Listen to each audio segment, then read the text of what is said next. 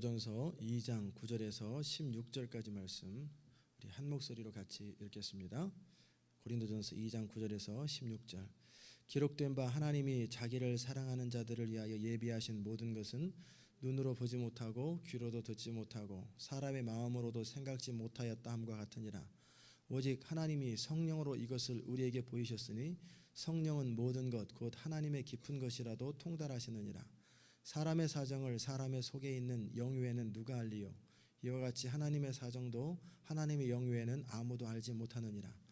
우리가 세상의 영을 받지 아니하고 오직 하나님께로 온 영을 받았으니 이는 우리로 하여금 하나님께서 우리에게 은혜로 주신 것들을 알게 하려 하심이라. 우리가 이것을 말하거니와 사람의 지혜의 가르친 말로 아니하고 오직 성령의 가르친 것으로 하니 신령한 일은 신령한 것으로 분별하느니라. 육에 속한 사람은 하나님의 성령의 일을 받지 아니하나니 저희에게는 미련하게 보이며 또 깨닫지도 못하나니 이런 일은 영적으로라야 분별함이니라. 신령한 자는 모든 것을 판단하나 자기는 아무에게도 판단을 받지 아니하느니라. 누가 주의 마음을 알아서 주를 가르치겠느냐? 그러나 우리가 그리스도의 마음을 가졌느니라. 아멘. 우리가 하나님의 사람으로 살아가려면 성령의 인도를 받아야 되고 성령의 음성을 들어야 되고 그때마다 하나님께서 뭘 말씀하시는지 어떻게 하시는지 알아야 합니다. 모르고 그냥 하나님께서 이런 걸 원하시겠지 이런 걸 좋아하시겠지라고 그렇게 하다 보면은 하나님을 회방할 수 있고요 성령을 거스를 수가 있어요. 사도 바울이 그랬잖아요. 자기는 자기 딴에는 하나님을 위해서 하나님의 영광을 위해서 한다고 하지만 얼마나 그 원수 노릇을 했습니까? 보여주지 않으면 몰라요. 자기 딴에 옳다고 생각하지만 그것이 성령으로 이끌림 받지 않으면 모르는 것입니다. 그러므로 이 새벽에 여러분과 함께 우리가 어떻게 주의 인도를 받는지 성령의 인도를 어떻게 받는지 그 부분을 함께 다루려고 합니다. 우리가 하나님은 영이세요. 영은 영끼리 교제하지 영은 혼하고 교제 안 합니다. 그 말은 뭐냐면 우리 생각 속에 하나님이 말씀을 직접 넣어주시는 것이 아니라 하나님께서 우리 살아있는 이 영, 예수를 믿으면 영이 살아있잖아요. 영 안에 성령이 거하시고 그 성령께서 우리에게 말씀하시고 느끼게 하시고 그럴 때 그것을 우리 이성으로 이해하는 거예요. 처음에는 하나님은 영으로 말씀하셨는데도 그것이 영이 우리 생각 속에 전달되면서 우리 이성으로 이 말씀하시는구나. 그게 이제 감각으로 느끼는 거죠. 근데 처음에는 우리 한국말로 말하는 게 아니에요. 그냥 영적인 언어로 말하는데 우리는 한국말로, 미국 사람들은 영어로, 스페인 사람들 스페인말로 이성으로 딱 금방 이해하는 거죠. 그래서 이제 내가 무슨 말인지 아는 건 우리가 한국말로 머릿속에 이해돼야 무슨 말인지 알지 그렇지 않으면 모르잖아요. 그러니까 영어로 말씀하셔도 우리 이성은 한국말로 이해하고 그렇게 분별이 되는 것입니다. 그러기에 우리가 영적으로 충만해야 영이 늘 살아서 하나님과 교제할 때만이 하나님을 알게 되고 친밀하게 되고 주님의 음성과 성령의 인도를 잘 받을 수 있어요. 우리 영적인 부분은 우리 생각이나 이런 혼적인 부분이라고 그랬죠. 생각, 감정 이런 거와 약간 달라요. 비슷한 경우도 있지만 전혀 다릅니다. 그래서 우리 내면, 우리 존재의 깊은 곳에서 우리 영적인 부분이 하나님과 교제할 수 있어야 돼요.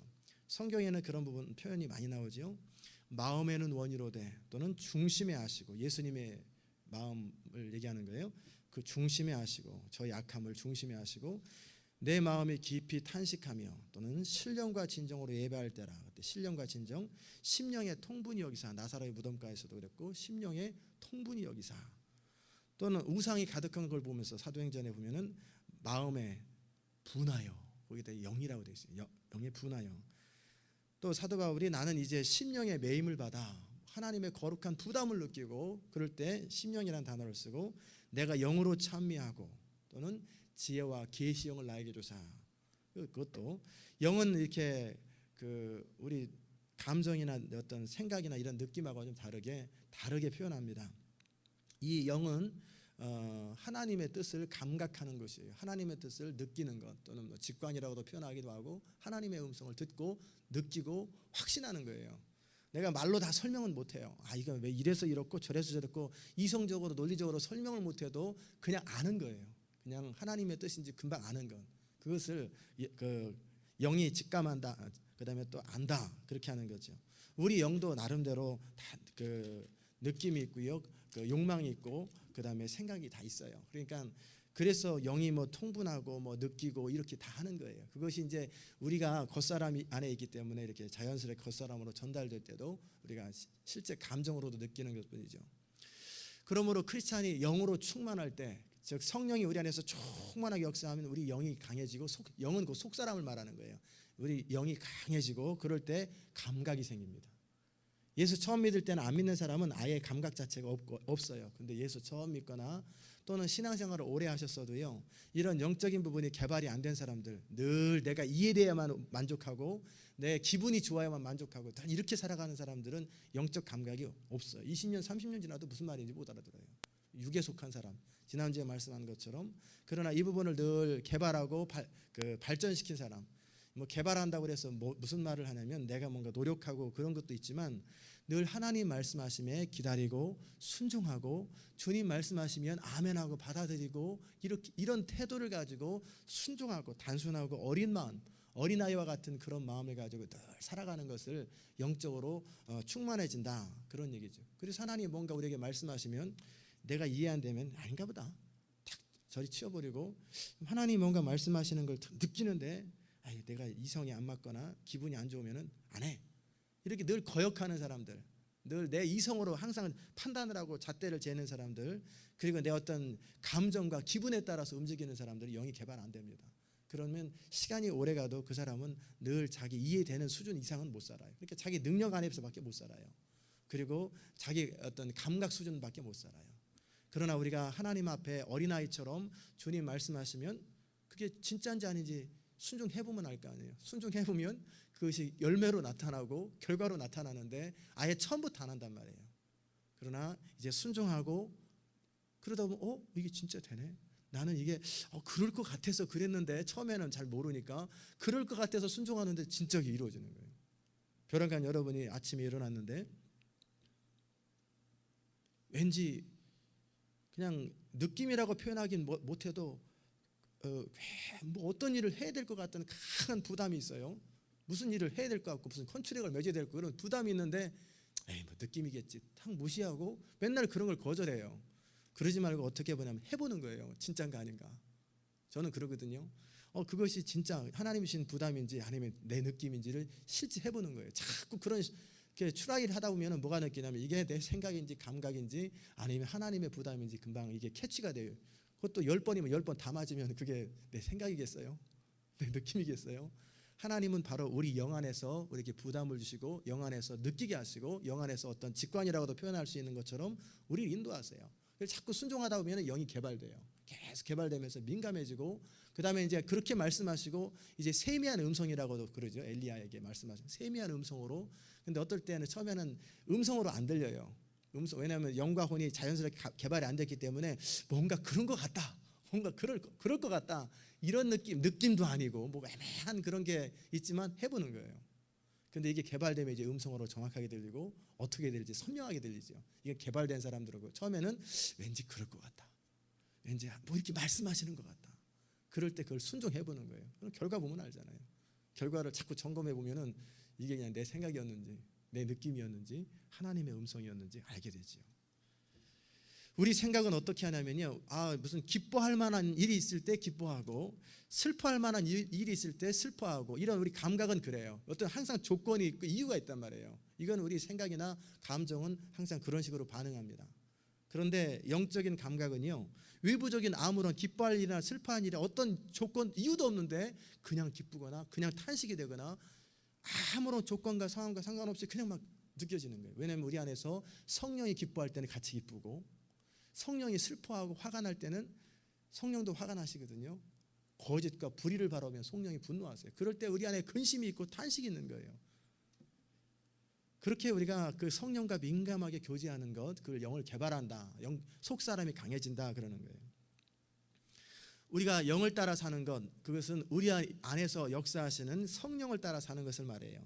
이런 감각을 늘 여러분이 개발하면 이제는 정말 성령에 이끄는 사람, 영에 속한 사람이 되는 것입니다. 때때로 우리는 할 만한 이유가 있을 때 어떤 일을 하고 또 그런 걸 좋아할 때 그 일을 하는 것, 이거는 보통 사람들의 수준이에요. 그리고 의지가 그것을 해야 되겠다고 결정하면 그렇게 하는 것, 생각하고 또 좋아하고 내가 해야 되겠다. 이게 보통 사람들이 그렇게 살아요. 그런데 우리 내면 깊은 곳에서 우리 이성과 감정과 의지가 이렇게 느끼거나 결정하는 것과 반대로 그거 하면 안 될 것 같아요. 나는 분명히 그게 옳아요. 그리고 그렇게 해야 될 것 같고 왠지 이렇게 아니 해야 될 것 같다는 것보다는 그걸 좋아하고 그래서 하려고 하는데 뭔가 해서는 안 되는 그거 하면 안 될 것 같은 강렬한 어떤 반대의 목소리가 때로는 양심 같기도 하고 때로는 뭔가 반대의 목소리가 우리 안에서 들린단 말이에요. 또는 안 될 것 같은 어떤 강한 부담이 돼요. 그것이 바로 성령께서 여러분의 영을 특별히 거듭난 사람 말하는 거예요. 여러분의 영을 인도하는 거예요. 그래서 우리가 그런 부분들에 있어서 민감해져야 돼요. 그러면 성령의 감동, 성령의 이끄심을 우리가 민감하게 반응하게 되죠. 요한일서 2장 20절과 27절에 오면은 뭐라고 나오냐면 너희는 주께 받은 바 기름 부음이 너희 안에 거하나니 아무도 너희를 가르칠 필요가 없고 오직 그의 기름 부음이 모든 것을 너희에게 가르치시며 또 참되고 거짓이 없으니 너희를 가르치신 그대로 주 안에 거하라. 그렇게 나와 있어요. 너희 안에 거하시는 기름 부음이 너희를 가르치실 것이다. 그렇다고 뭐 목회자나 또 선생님들한테 배우지 말라는 그 얘기를 하는 게 아니에요. 우리가 그 순간순간 하나님의 인도신지 아닌지 성령의 뜻인지 아닌지 그거를 다른 사람이 설명 안 해줘도 우리 안에 그 기름 부음이 우리 영에서 성령께서 다 알게 하신다는 거예요. 그래서 성령의 인도를 받기를 원하고 구하면 스스로 안다는 거예요. 성경 전체를 다 안다는 게 아니고 성경 모든 것 하나님의 뜻을 다 안다는 게 아니라 적어도 자기와 관련된 부분은 자기가 안다는 거예요. 그걸 바로 기름 부음이 너희를 가르칠 것이다. 이성은 이해합니다. 그죠? 이성은 언더스탠드하는 부분이고 영은 그냥 알아지는 거예요. 하나님은 우리 영을 통해서 우리를 알게 하시고 그리고 확신하게 하세요. 그러면 우리 영은 이성을 자극을 주고 훈계합니다. 그러면 이성은 이제 나중에 이해하게 되는 그렇구나. 근데 때로는요 영적으로는 분명히 확신하고 아는데 아직은 이해가 안 될 때가 있어요. 그럴 때는 뭐냐면 시간이 지나가서 결과를 딱 보면은 그래서 그랬구나 하고 뒤늦게서야 하나님의 뜻을 아는 경우도 있죠. 그래서 항상 영은 앞서가는 거예요. 성령께서 먼저 앞서가죠. 그렇다고 성령께서 천둥 소리나 무슨 강하게 우리를 막 내동댕이 치면서 그렇게 역사하지 않으세요. 성령은 조용하고 우리 내면에서 세미하면서도 분명하고 똑똑한 목소리로 때로는 목소리를 분별하지 못할 때는 뭔가 느낌처럼 이렇게 직관처럼 그렇게 우리에게 말씀하십니다. 그럴 때 우리가 그런 부분들을 잘 분별해야 돼요. 하나님은 우리 영 안에서 하나님의 뜻이나 하나님의 원하시는 것을 계시하시고 그럴 때 우리는 세미한 음성을 듣는다. 주의 음성을 듣는다고 그렇게 표현하지요. 계시라는 부분 지혜와 계시 영을 너에게 주사 하나님을 알게 하시고 즉 하나님을 알고 또 하나님의 뜻을 알게 하시고 그런 부분이에요. 이건 이론이 아니고 이해할 수는 없어도 그냥 지혜와 계시의 영 즉 성령이 우리 가운데 임하면 또 우리 가운데서 역사하면 그냥 알아지는 거예요. 그러면 누가 뭐라고 그래도 나는 목숨 걸고 그것을 확신을 하게 돼요. 이 시온 인터내셔널 교회가 시작된 것도 이성으로 그렇게 해야 될 거 하고 모든 정황을 지켜봤을 때 이렇게 하는 것이 합리적이다. 저 의사결정 그렇게 된 거 아니에요. 그러면은 생각이라는 건 얼마든지 바뀌잖아요. 얼마든지 상황이 바뀌면 바뀔 수 있는 건데 그걸 가지고 만약에 교회를 시작하거나 여러분이 어떤 일을 시작할 때 상황이 바뀌면 금방 무너져 버릴 거 아니에요.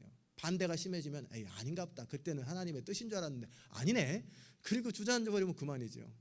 그런 식으로 일 시작하는 거하고 아니고 특별히 하나님의 일은 그렇게 하는 게 아니에요. 우리 영 안에서 분명하게 말씀하시고 내가 다 모든 것을 설명하지 못한다 할지라도 그냥 알아지는 거예요. 그리고 강한 확신을 가지고 성령의 인도를 받는 거예요. 그러면 목숨 걸고도 모든 사람들이 반대해도 나는 간다. 왜? 그 안에 성령이 있고 적어도 하나님과 제가 처음 예수를 믿고 나서 거듭나서 하나님과 교제하면서부터 같은 동일한 하나님이 동일하게 역사하고 지금까지 역사하시는데 그걸 거절하면 믿는 것 자체를 통째로 다 거절하는 거죠. 그 성령 인도를 거절하면 내 안에 남는 게 하나도 없죠. 그렇기 때문에 그 성령이 인도하는 대로 확신을 가지고 목숨 걸고 가는 거예요. 그게 성령을 따르는 사람들이에요. 하나님의 계시는 성급하지도 아니하고 느리지도 아니하고 소리 없이 그러나 분명한 메시지를 가지고 우리 영 안에서 조용히 하나님의 뜻을 계시하시고 보여주시는 거예요. 우리가 영생을 누리는 것도 바로 이런 영적인 부분이에요. 그래서 하나님과 교제하면서 하나님과 계속 알아가는 거예요. 다시 말씀드리지만 하나님의 뜻은 머리가 이해하는 게 아니라 영이 먼저 알고 우리 이성이 차츰 나중에 이해하고 어떨 때는 끝나고 나서 결과를 봐야 그때 가서 이해할 때가 있어요. 그런데 항상 그런 건 아니고 그때그때만 하나님이 케이스 바이 케이스로 그때 인도하시죠. 이성을 따르면 우리는 어떻게 되냐면 그래야 될 것 같고 그게 옳은 것 같고 그게 합리적인 것 같고 그게 맞는 것 같다. 이것은 이성을 따르는 거예요. 그러나 하나님의 뜻을 이성으로는 확실히 모릅니다. 그냥 그게 맞을 것 같고 그게 옳은 것 같다. 이건 이성을 따를 때 그래요. 생각을 따를 때. 그러나 하나님의 영을 따르면 지혜와 계시를 따르면 그냥 같다가 아니라 확신한다가 되는 거예요. 우리가 하나님께서 우리에게 말씀하실 때 이제 이렇게 하십니다. 때로는 직접 말씀하십니다. 직접 계시를 하세요. 그렇다고 천둥처럼 귀처럼 귀로 들리는 게 아니라 우리 영으로 들린다고 계속 얘기했죠.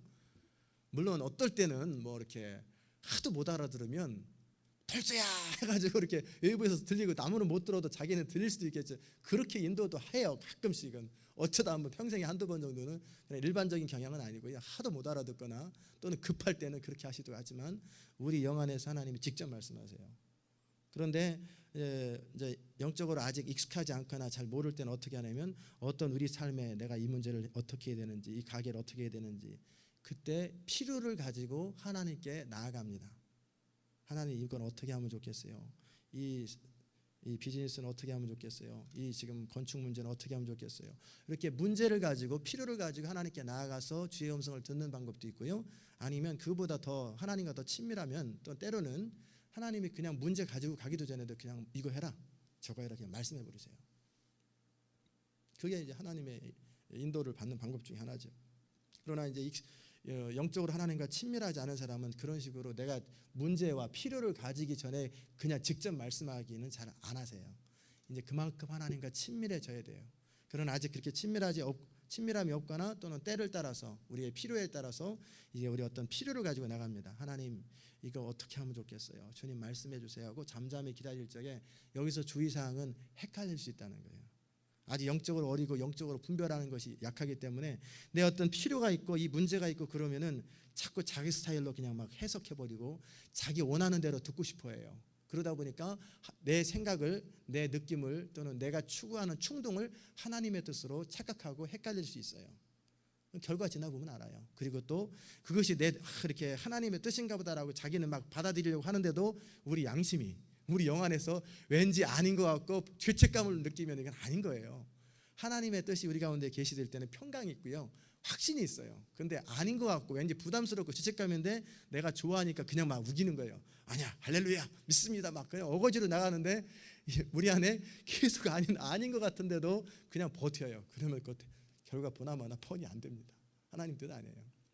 하나님은 우리가 그렇게 어린아이처럼 단순하게 들으려고 할 때 그리고 순종할 마음을 가지고 선입관념 조지 밀러는 그 부분에 대해서 우리 대부분의 하나님의 인도를 받을 적에 90% 선입관념 그리고 우리가 추구하는 것 우리가 막 좋아하는 것들을 다 내려놓고 그 마음을 비우기도 하는데 하여튼 하나님 앞에 내려놓고 하나님의 뜻이 가장 선하고 좋으니까 그분의 인도를 받는 것이 가장 완전하니까 내가 아무리 좋은 것보다 하나님의 뜻이 더 좋으니까 그걸 신뢰하면서 내려놓으면 90% 이상을 대부분 금방 기도하면서 알게 된대요. 그런데 너무나 우리는 내 생각과 내 충동에 사로잡혀 살기 때문에 내 원하는 대로 자꾸 듣고 싶어 한단 말이에요. 그러나 이 단계도 이제 지나고 나면 이제 하나님과 더 친밀해지고 더 가까워지고 삶의 경험과 여러 가지 시행착오를 겪으면서 하나님의 뜻이 가장 좋다. 하나님의 뜻이 가장 선하다. 그리고 하나님의 뜻이 가장 완전하다고 내가 이해되든 안 되든 지금 당장 손해가 나든 안 되든 하나님의 뜻이 가장 좋다라고 하는 것이 삶의 경험으로 확신하게 되면은요 이제는 그렇게 충동으로 결정 안 해요. 그리고 막 하나님의 뜻을 막 끌어잡아당겨가지고 나한테 맞추려고 이런 짓 안 합니다. 이건 어렸을 때나 하나님과 관계가 친밀하지 않을 때나 그때 그러는 거예요. 그러나 이제 어느 정도 성숙해지면은 늘 잠잠히 주님 앞에 서서 주님이 뭐라고 말씀하시는지 내가 이해되든 안 되든 내가 좋든 싫든 그분의 뜻은 항상 옳고 나중에 결과는 항상 선하고 결국은 유익하거든요.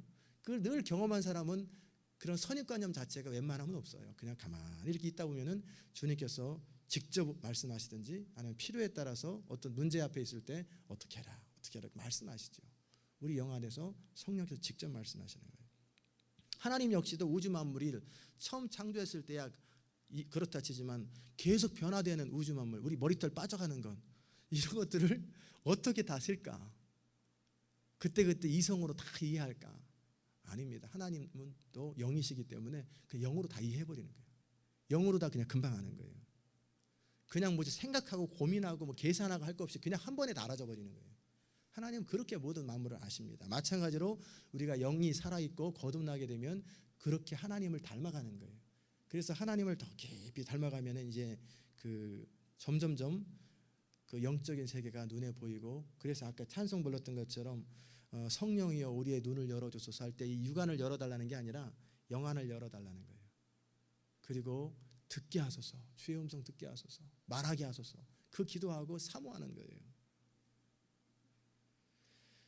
그러다 보면 이제 우리는 점점 어떻게 되냐면 우리 겉사람의 생각이나 감정이나 의지나 옛날에 죄에 속했던 나중심이었던 그런 것들이 이제는 의미 없고 별로 안 좋아져요.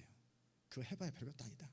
자꾸 이제 그 거절하게 되고 그 성령을 따라가고 우리 영 안에서 말씀하시는 것에 우리 생각과 감정과 의지를 길들이고 순종하는 거예요.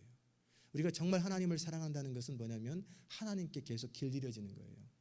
어린 왕자에서 여우가 왕자한테 얘기하잖아요. 사랑이 뭐냐고 물어보니까 사랑은 길들여지는 거다. 여러분이 하나님을 계속 사랑하면 사랑할수록 하나님의 영에 하나님의 뜻에 계속 길들여져가고 그분의 뜻을 나의 최고로 여기고 그분이 원하는 것을 나에게 원하고 그렇게 익숙해지는 거예요. 그러면 하나님과 우리가 같은 성향이 되어버리는 거예요. 이전에는 하나님의 뜻과 우리 뜻이 맨날 반대가 되고 왜 자꾸 하나님은 나를 괴롭히나, 왜 나 싫은 일을 말 시키나, 하도 얼마나 안 길들여졌으면 세속적이었으면 그랬을까. 그러나 이제 하나님과 친밀해지면 우리 소원이 하나님의 소원되고 하나님의 뜻이 나의 뜻이 돼요. 그걸 좋아해요. 그래서 그것에 대해서 우리 주님 뭐라고 말씀하시냐면 너희가 내 안에 거하고 내 말이 너희 안에 거하면 무엇이든지 원하는 대로 구하라. 그리하면 다 이루리라. 그렇게 하나님과 친밀해지면 소원 자체가 하나님이 원하는 것만 소원해요. 안 가르쳐줘도 그냥 하나님이 원하는 것만 기뻐하고 하나님이 즐거워하는 것만 나도 즐거워해요. 그러니까 소원 자체가 하나님하고 똑같아요. 그러니 그 기도는 다 이루어지죠. 왜냐하면 소원이 똑같으니까 당연하게 이루어지는 거예요. 그러나 초창기 때는 소원이 거의 틀려요. 나는 세속적인 소원, 내 충동적인 소원을 가지고 있는데 하나님은 거룩한 소원이 맨날 틀리니까 도대체 기도해도 응답이 안 돼요. 어쩌다 한번 기도 응답돼요. 별거 아닌 거. 아이스크림 먹고 싶다 이런 거는 응답되지 뭐 중심의 소원들은 잘 응답이 안 돼요. 왜냐하면 얼마나 우리가 부패했고 하나님 뜻과 반대로 사냐 이 말이에요. 그러나 이제 나중에 이제 점점 성숙해지면서 깨끗해지고 거룩해지고 우리가 점점 하나님과 친밀해지면 그분의 소원이 나의 소원이 되고 그분의 기쁨이 나의 기쁨이 되면 소원이 똑같아요. 우리 안에 그냥 주님이 충만하게 역사하시면 그 사람은 무슨 기도하든지 그냥 거의 100%는 아니더라도 90%, 95% 이상 그냥 웬만하면 다 이루어져요. 왜냐하면 기도하는 것마다 하나님의 뜻만 구하니까 그래요. 그게 이제 그러면 얼마나 그의 인생이 평안해지겠어요. 얼마나 행복해지겠어요. 항상 소원하는 것이 늘 100% 다 이루어지고 얼마나 좋겠어요. 그만큼 하나님께 길들여지고 하나님의 사람으로 이렇게 익숙해져가는 것, 그것이 그렇게 축복인 것입니다. 하나님은 우리와 동행하기를 원하시고 우리와 연합하기 원하시고 우리와 그리스도 안에서 충만한 교제하기 원하세요. 그러려면 우리가 우리 생각이나 감정과 의지가 이전의 죄와 세상을 따라 살아가는 것이 아니라 하나님의 성령을 따라 살아가는 것, 그것을 계속 길들이고 익숙해야 된다는 거예요. 하나님과 이제 우리가 교제하는 부분을 살펴보면 하나님과 우리가 교제가 친밀해지려면 하나님은 영이시기 때문에 영이신 하나님과 교제하려면 우리 생각으로 교제가 안 됩니다. 육신의 생각은 하나님을 기쁘시게 하지 못하고 육신의 생각은 하나님의 원수가 된다고 그랬잖아요. 내 생각 가지고 하나님과 막 씨름하다 보니까 논쟁만 한단 말이에요. 맨날 기도하는 게 실갱이에요. 뭐 되네 안 되네 왜 안 사해주네 뭐 매일 이 생각만 해요. 그냥 기도가 거의 전쟁이에요. 전쟁. 기도가 즐겁고 기쁘고 하나님과 정말 감사하고 찬양하고 즐거워야 되는데 실갱이하는 거예요. 원망하고 맨날 이런 기도. 하나님의 소원을 이루어가는 일에 있어서 사단과 영적 전쟁을 하는 게 아니라 맨날 하나님하고 전쟁을 해요. 그만큼 우리가 오염됐다는 거예요. 우리가 그만큼 세속적이라는 거예요. 그러나 우리가 영적으로 충만해지면 하나님과 교제가 굉장히 깊어지면서 늘 감사와 경배와 찬양과 행복과 만족이 흘러넘쳐요. 그런 기도하고 나면 그 기쁨이 흘러넘치고 충만하기 때문에 그렇게 우리가 삶을 살아가게 되지요.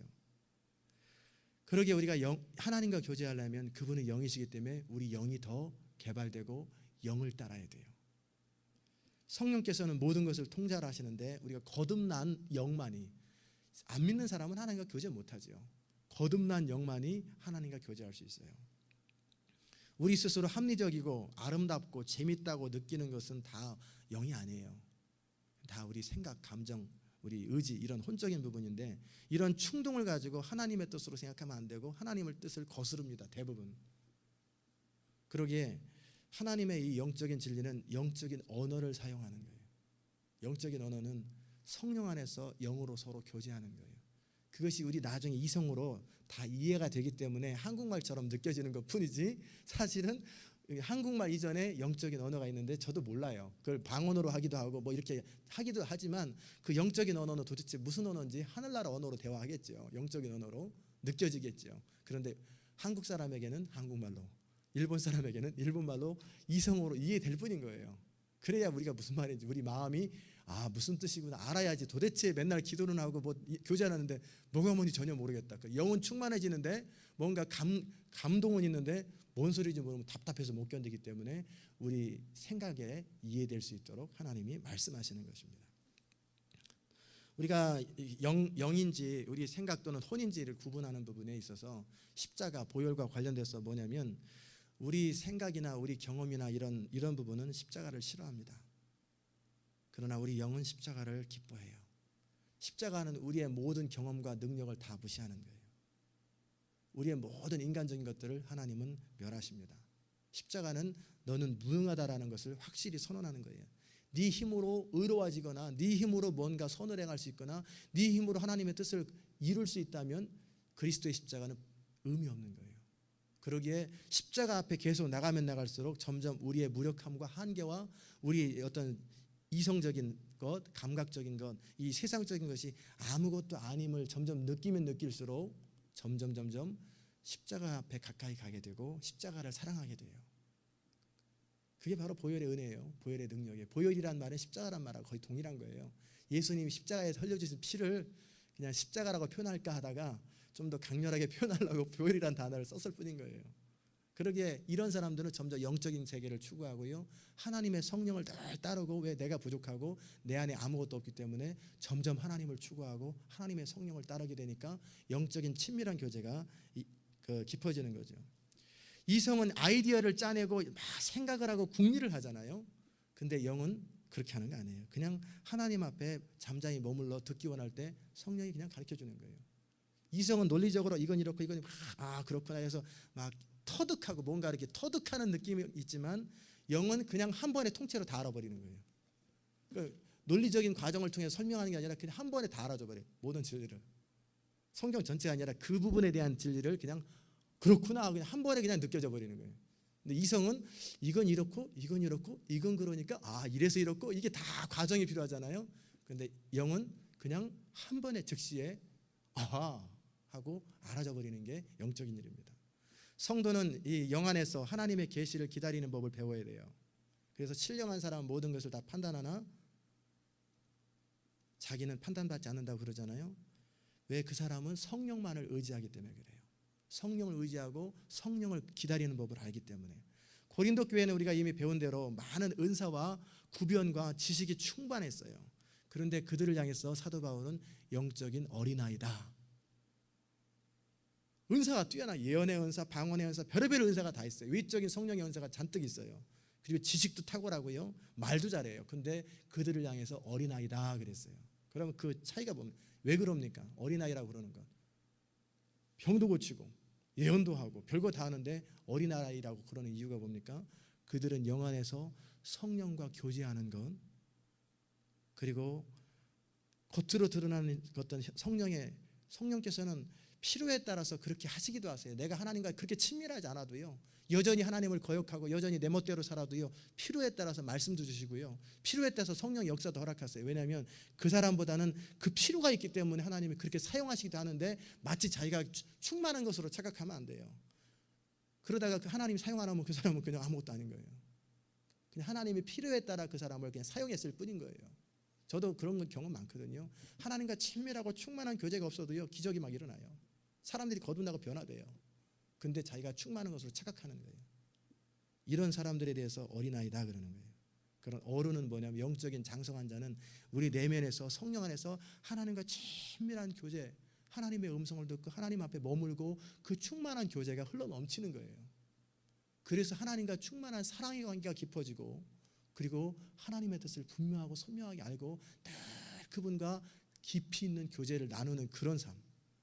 그래서 잠잠히 기도하는 가운데 주님이 뭘 원하시는지 다 알고 있는 삶, 그런 것을 장성한 자라 그러는 거예요. 하나님의 뜻을 알기 위해서는 우리에게 지혜와 계시영, 즉 성령이 필요합니다. 성령께서는 우리에게 말씀하세요. 지혜. 그래서 사도 바울이 그 기도하라고 그러잖아요. 너에게 지혜와 계시영을 더하사 하나님을 알게 하시고 또 하나님의 뜻을 알게 하시고. 이 혼적인 세상 지혜와 영적 지혜는 다릅니다. 이 혼적인 세상 지혜는 그냥 세상을 살아가는데 합리적이고 더 잘 사는 지혜예요. 그러나 영적인 지혜는 하나님의 뜻을 더 잘 순종하고 하나님의 뜻을 이 땅에 나타내는 그런 지혜예요. 골로새서 1장 9절에서 10절에 보면은 이로써 우리도 듣던 날부터 너희를 위하여 기도하기를 그치지 아니하고 구하노니 너희로 하여금 모든 신령한 지혜와 총명에, 그렇죠? 신령한 지혜와 총명에, 그 다음에 하나님의 뜻을 아는 것으로 채우게 하시고 죽기 합당히 행하여 범사에 기쁘시게 하고 모든 선한 일에 열매를 맺게 하시며 하나님 아는 것에 자라게 하시기를 원하노라. 하나님께서 신령한 지혜와 계시, 총명을 주셔서 어떻게 하라고 그랬어요? 주께 어떻게 하는 것이 합당한 건지, 어떻게 사는 것이 주님 원하는 것인지 알게 하시고, 두 번째는 모든 선한 일에 열매가 맺게 하시고, 그 다음에 하나님을 아는 것이 점점 깊어지는 것. 어떤 결과적으로 어떤 일이 일어나는 게 아니라 하나님을 아는 깊이가 더해지기를 원하는 것. 그러기 위해서 뭐가 필요하다는 거예요? 신령한 지혜와 총명이. 성령께서 우리 안에서 역사하시는 그런 신령한 지혜와 총명이 역사할 때 이런 것이 가능하다는 거예요. 그러기에 기도하자는 거예요. 하나님, 내게 지혜와 계시형을 더하사 하나님을 알게 하옵소서. 그리고 하나님의 뜻을 알게 하옵소서. 또 성령으로 우리 속사람이 능력으로 강건하게 하옵소서. 그 기도하라는 거예요. 그래서 화장실에까지 붙여놨잖아요. 틈만 나면 그거 하라고. 근데 우리 안 한단 말이에요. 이제 해야 돼요. 왜냐하면 우리 힘으로 하나님을 알 수 없어요. 우리의 힘으로는 하나님과 더 친밀해질 수 없어요. 우리 힘으로는 하나님의 뜻을 이룰 수가 없어요. 그러기에 지혜와 계시 영이신 성령님 우리 가운데 임하소서. 우리의 눈을 열어주소서. 영적인 눈을 열어주시고 영적인 감각을 열어주시고 하나님의 세계를 보게 하시고 하나님을 더 깊이 알게 하소서. 이성으로는 절대 이해 못합니다. 나중에 영으로 알고 나서 이성으로 시간이 지나가서 설명이 될 뿐인 거예요. 하나님, 내게 성령으로 말미암아 속사람 우리 영이 강건해지게 하옵소서. 그래서 쉽게 좌절하고 쉽게 상처받고 쉽게 이리저리 흔들리고 주저앉아버리고 이해 안 되면 못 견디고 기분 나쁘면 포기해버리고 이런 어린아이 단계에서 벗어나게 하옵소서. 우리 속사람이 강해져서 도도히 강물처럼 흐르게 하옵소서. 하나님의 뜻이라는 목숨까지 거는 그런 사람 되게 하옵소서. 주의 뜻을 선명하게 분별하고 그것을 죽도록 충성할 수 있는 그런 영적으로 강한 사람 되게 하옵소서. 그렇게 기도하는 거예요. 그렇게 할 때 우리는 하나님의 사람으로 하나님의 뜻을 이루게 되는 것입니다. 이 축복 여러분에게 넘치시기를 주의 이름으로 축원합니다. 기도하십시다. 은혜로우신 하나님 감사합니다. 이 새벽에도 우리가 주의 음성 듣게 하시니 감사합니다. 하나님, 우리에게 말씀하시는 성령님, 우리 영으로 주의 음성 듣게 하소서. 우리 영이 민감하게 하옵소서. 날마다 세상의 소리 듣고 세상의 분주한 이야기 듣고 그리고 내 생각, 지금까지 쌓아왔던 경험 중심으로 살아가는 이 세속적이고 겉사람 중심의 사람이 아니라 우리 안에 말씀하시는 그 성령님, 그 성령님과 친밀한 교제가 넘쳐나고 영적인 감각이 생기고 세미하신 주님의 음성을 선명하게 들을 수 있는 은혜를 허락하여 주옵소서. 이 영이 개발되게 하소서. 영이 더 주님에게 길들여지게 하옵소서. 주님의 세계를 날마다 볼 수 있도록 주여 도우시옵소서. 하나님, 우리가에게 지혜와 계시 영을 더하사 우리가 죽기 합당히 어떻게 해야 되는지 알게 하시고 하나님의 뜻을 우리가 알게 하시고 또 열매를 맺게 하시고 하나님 아는 것에 더 깊이 자랄 수 있도록 우리 속사람을 능력으로 강건하게 주님 은총 베풀어 주옵소서. 주의 성령께서 우리의 일생을 다스리시고 인도하여 주시기를 간절히 바라옵고 우리 주님 예수 그리스도의 귀하신 이름으로 감사하며 기도드리옵나이다. 아멘.